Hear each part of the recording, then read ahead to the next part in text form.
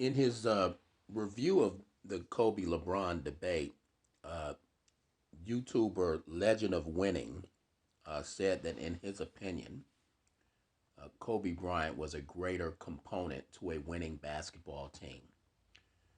The term component forms the basis for my definition of GOAT. Which player in NBA history was the greatest singular component to a dynasty? In other words, if I'm drafting first in an all time draft, which player gets me closest to perennial championships? My contention is that that player is Kobe Bryant. There's a big difference between someone's favorite player. My personal favorite player playing today is Lonzo Ball, followed by Steph Curry. I love both of their games aesthetically. LeBron James may well be the most talented player in NBA history. He may be the best all around player, but talent doesn't get me championships necessary. Brett Favre was talented. John Elway was talented. Randy Moss was talented. Tom Brady and Jerry Rice are the undisputed GOATs of their respective positions and perhaps overall because of the intangibles. And essentially, my definition of this term GOAT, what I'm looking at is first of all excellence on the defensive side of the ball. Second, excellence on the offensive side of the ball, and then third, intangibles. Now LeBron has shown that. In fact, my Mount Rushmore, if you will, um, LeBron does get on that Mount Rushmore with this fourth title. Uh, I think that there are four, perhaps five players in NBA history of whom you can say this: they really had no flaws for extended periods of their careers. And those four, maybe five players are in order Kobe Bryant, um, Michael Jordan, Kareem Abdul Jabbar, LeBron James, and Hakeem Olajuwon. You talk about the other great players in NBA history, there was some glaring flaw that you could talk about. Bill Russell was just a very mediocre, if not bad, offensive player. Um, Wilt Chamberlain's intangibles and his poor free throw shooting. Shaquille O'Neal's poor free throw shooting. Um, Even Tim Duncan was a good, sometimes good offensive player, but I mean, he was a career 19-point per game scorer. Um, every other great player, Magic Johnson, was a mediocre at best defensive player. So every other player in NBA history, there's a glaring flaw. Now, I don't know that there's much of a flaw in Larry Bird's game either. Um, but I mean, that's a complicated issue on the other hand, because you wonder, like, well, I don't know, that's a different video. But the point is, there are only four players, maybe five, uh, for whom there's no glaring um, weakness to their game, and that's that four that I outlined earlier.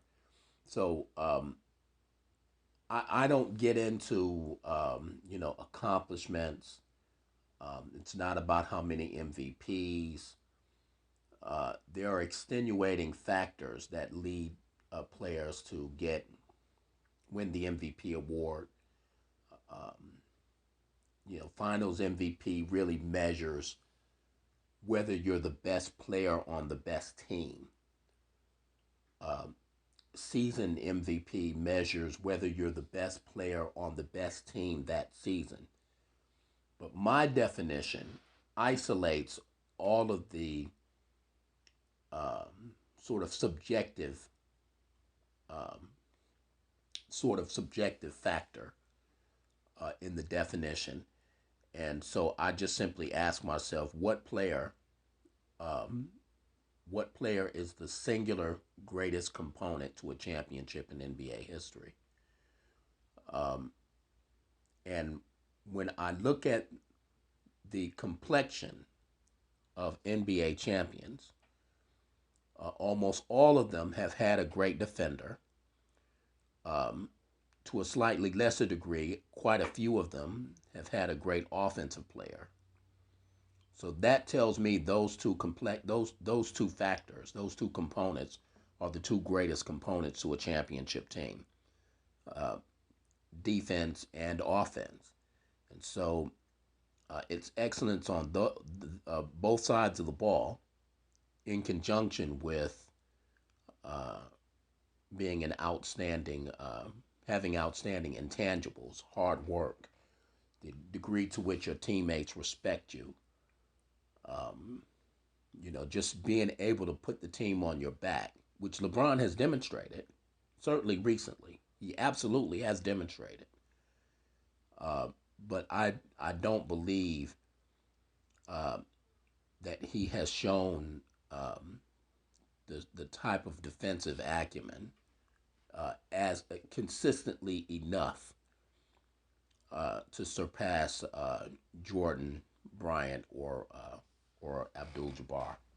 Here's a list of players in NBA history that averaged 25 points a game and were all defense during the same year.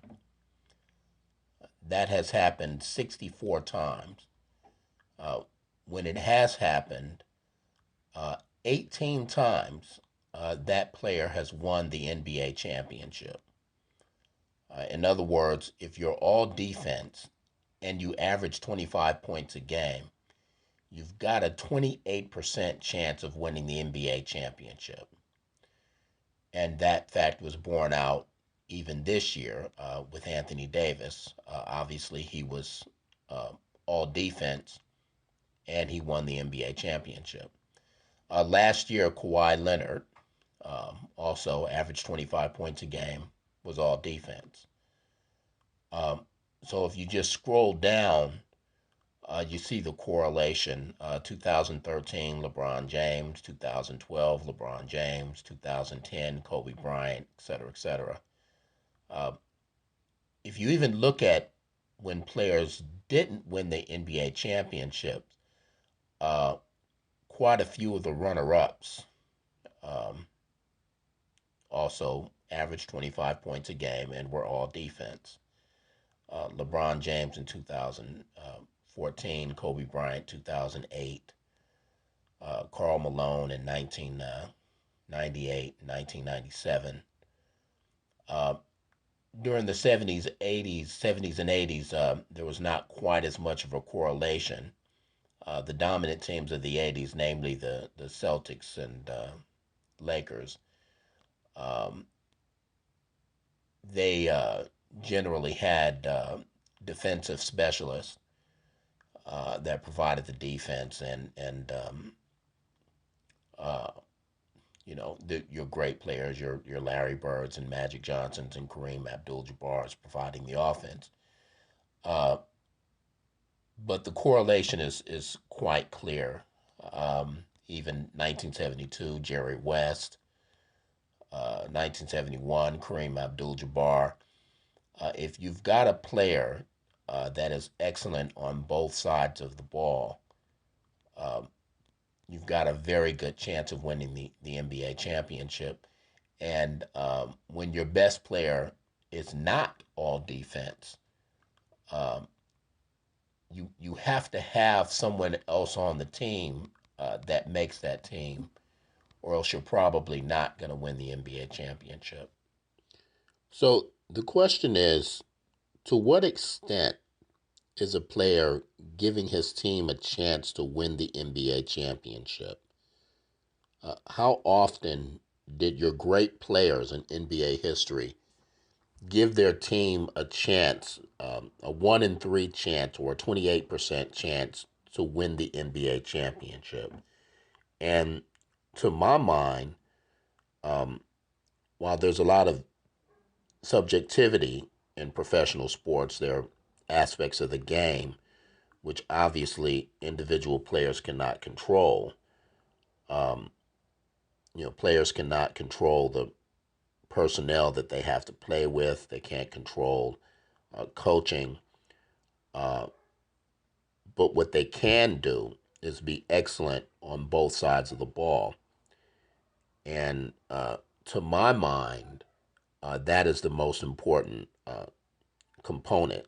Um, so the question becomes, like, how many times did you give your team a 28% shot on goal, if you will, um, to win the NBA championship? So this graphic here is the total number of seasons wherein a player was all defense and averaged 25 points a game. And essentially, my GOAT list, if you will, looks about like this. Now, I have Magic Johnson and Steph Curry included uh, because this graphic does disadvantage point guards to some degree. Also, I just feel like if you're the best ever at something, um, you belong, on the all-time greatest players list. But my GOAT list essentially starts at the number of all defense selections, um, and then matches that up with the number of 25 point per game seasons, and then extends outward from there. So at the top of that list is Kobe Bryant with 10, Michael Jordan with 9, Kareem Abdul-Jabbar with 8, uh, LeBron James with 6. So now the question becomes again, you know, does what about LeBron's stats? He's the shooting percentage and the assists and rebounds. Uh, does that stat line, do those stats make up for seasons wherein he was not all defense? And the short answer is no. When you look at players that had remarkable offensive seasons, um, unless they played with another all defense teammate, they just don't win the NBA championship, even when they win the MVP. Um, there are exceptions, you know, specifically when a player once was a all defense team member, like LeBron in 2016. He had been all defense just 2 years prior. But there are no examples of a player that has not had not been selected to the all defense team within the prior 3 years, leading a team to a championship without also having a teammate that was all defense. In other words, there are no Derrick Roses and Kevin Durant's and that lead teams to NBA championships without having an all defense teammate. You have to have a defense. You have to have an all defense teammate. Um, and adding assists and rebounds doesn't it really doesn't change the metric very much. The bottom line is um, players that have given their teams the greatest opportunity to win the NBA championship are the players that were consistently elite on both sides of the ball.